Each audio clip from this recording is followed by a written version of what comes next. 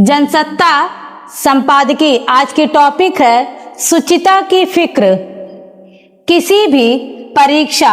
के दौरान अगर प्रश्न पत्र लीक होता है या अन्य कोई गड़बड़ी होती है तो इसका मतलब यही है कि उसके संचालन से जुड़ा तंत्र परीक्षा की शुचिता को सुनिश्चित कराने में नाकाम रहा। हाल ही में प्रश्न पत्र लीक होने के बाद नीट यूजी परीक्षा को जिस तरह रद्द किया गया उससे साफ है कि पहले हुई ऐसी कई घटनाओं के बावजूद आयोजन में हर हाल में शुचिता तय करने को लेकर राष्ट्रीय परीक्षा एजेंसी यानी एनटीए ने जरूरी सबक नहीं सीखा। नतीजतन नीट की परीक्षा के प्रश्न पत्र फिर अवैध रूप से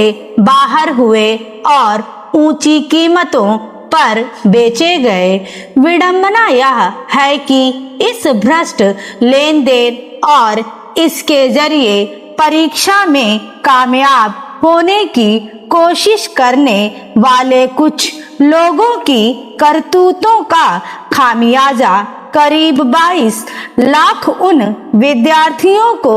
उठाना पड़ा जिन्होंने ईमानदारी से अपनी मेहनत के बूते परीक्षा दी थी। ऐसी विद्यार्थियों और उनके अभिभावकों की पीड़ा प्रश्न पत्र लीक करने और उसका फायदा उठाने वाले गिरोहों की हरकत के खुलासे से उपजे शोर में दबकर रह गई। विचित्र है कि इस घटना की परतें खुलने के बाद शीर्ष स्तर पर इसकी जिम्मेदारी तय करने तथा संचालन के तंत्र से पाई गई खामी को पूरी तरह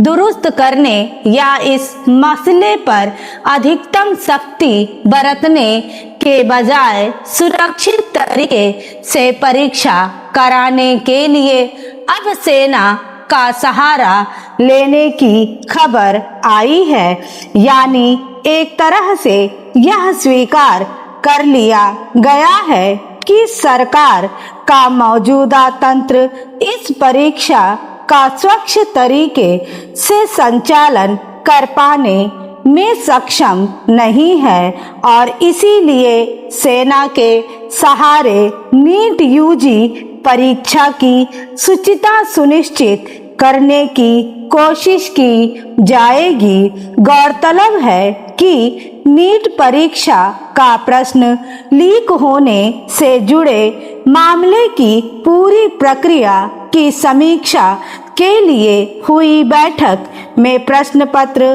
तैयार करने और उनकी छपाई से लेकर परिवहन, सुरक्षा और परीक्षा केंद्र तक उनकी पहुंच सुनिश्चित करने के सभी पहलुओं पर विचार किया गया।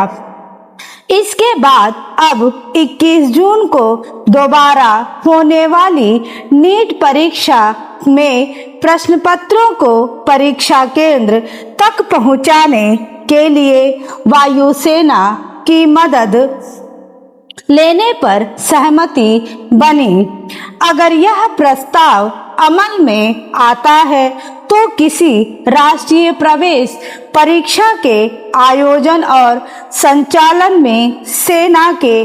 औपचारिक रूप से शामिल होने का यह पहला मौका होगा।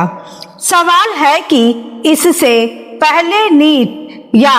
अन्य परीक्षाओं में हुई गड़बड़ियों का उदाहरण सामने होने के बावजूद यह स्थिति आखिर क्यों पैदा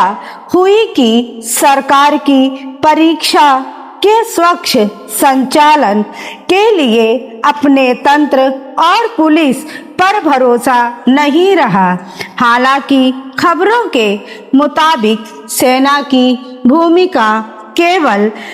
लॉजिस्टिक समन्वय आपातकालीन स्थितियां पैदा होने या मौसम में तेज उतार चढ़ाव के बीच सुरक्षित परिवहन तक सीमित रहने की बात कही गई है और परीक्षा की निगरानी सेना से नहीं कराई जाएगी। स्टॉप।